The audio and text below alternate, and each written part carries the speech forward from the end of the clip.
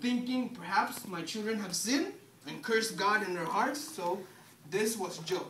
Job's regular custom. He always made sure that these sons of his and daughters were forgiven, because that's how they asked for forgiveness back then, to sacrifice, to shed blood, because back then you cannot be forgiven of your sin unless there's blood that's shed.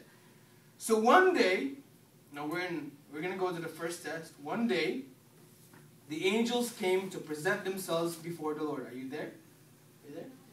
All right. And Satan also came with them. Picture this.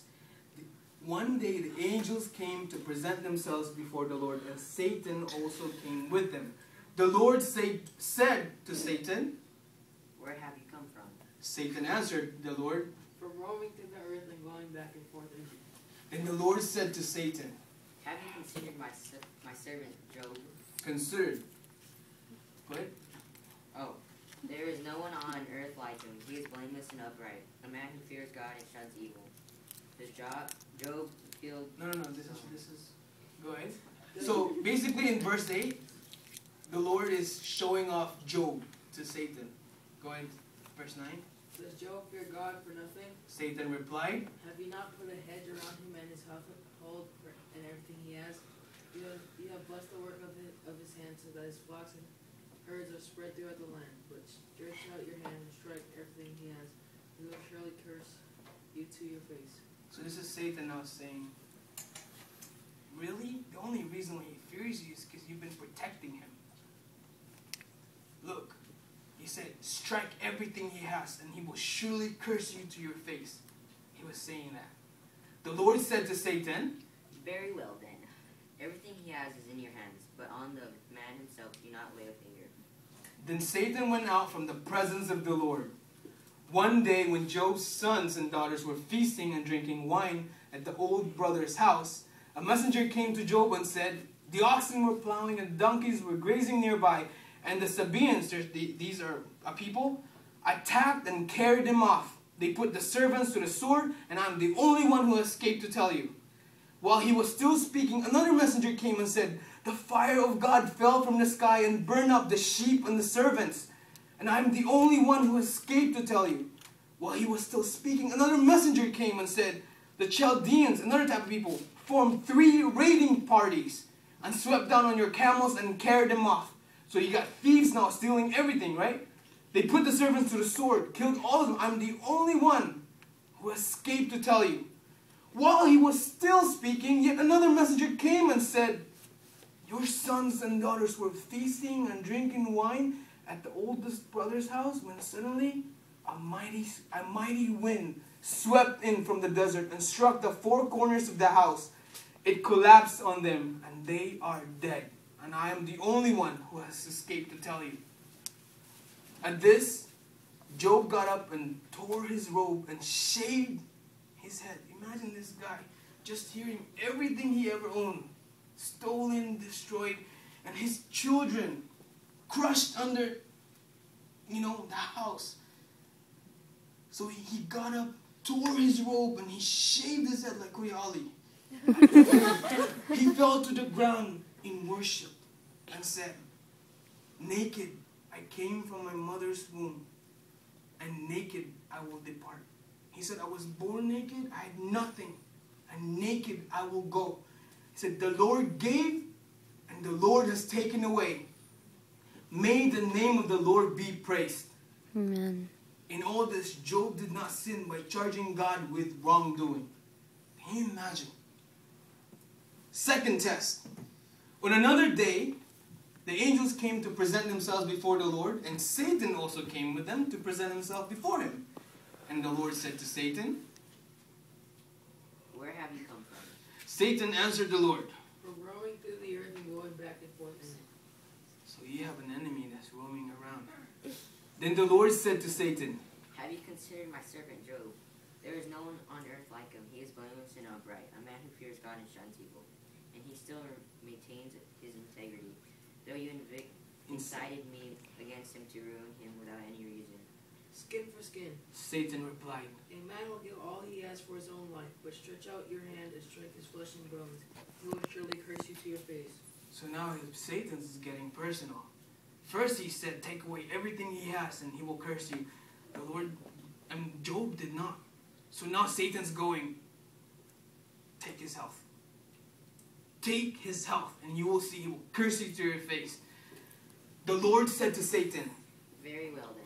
He is in your hands, but you must spare his life. spare his life. That's all the Lord asked. So Satan went out from the presence of the Lord and afflicted Job with painful sores from the soles of his feet to the top of his head. Then Job took a piece of broken pottery and scraped himself with it as he sat among the ashes. Can you imagine having sores? And it's so bad that you have to use a broken pot to just scrape your skin because it's just nasty. His wife said to him, are you still holding on to your integrity? Are you still being so goody-goody? Curse God and die. That's the wife now talking. Because he saw how Job was suffering and Job still was like, 10. He replied, Job, you are talking like a foolish woman. Shall we accept good from God and not trouble? Can you imagine? He still didn't curse the Lord. Shall we accept good from God and not trouble? In all this, Job did not sin in what he did. What he said. Thank you, boys. So we're gonna. You see the picture, right? Of the test of Job. Yes? Pretty brutal, right? Guys, I just want you guys to know that really, sometimes, you don't go through testings and storms in your life for being bad all the time. Sometimes the Lord would allow a testing in your life because you're obeying Him, like Job did. Sometimes they are a direct result of your obedience.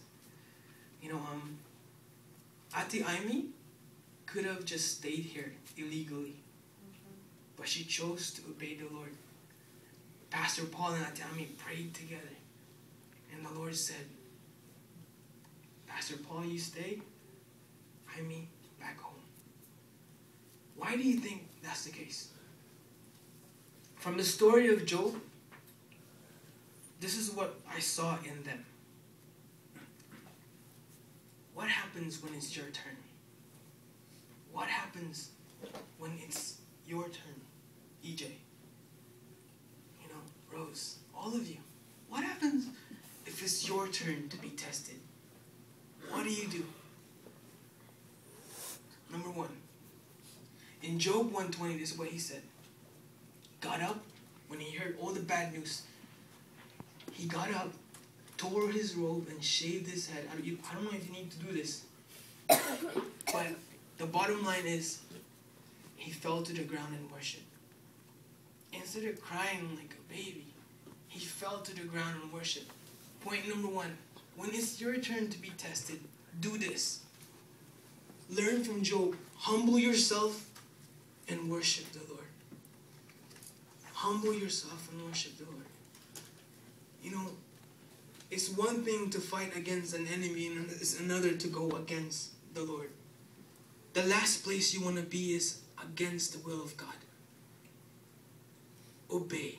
Humble yourself and just worship God like Job did. He could have complained and he could have just did all kinds of things, but he humbled himself and he just worshiped God. Point number two. When it's your turn to go through it, do what Job did. Look what he said. Naked I came from my mother's womb, and naked I will depart. The Lord gave, and the Lord has taken away. May the name of the Lord be praised. Remember your place and don't play the blame game.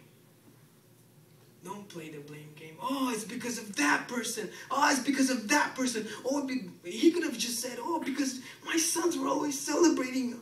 I should have done, or no, he didn't. He just trusted God. He remembered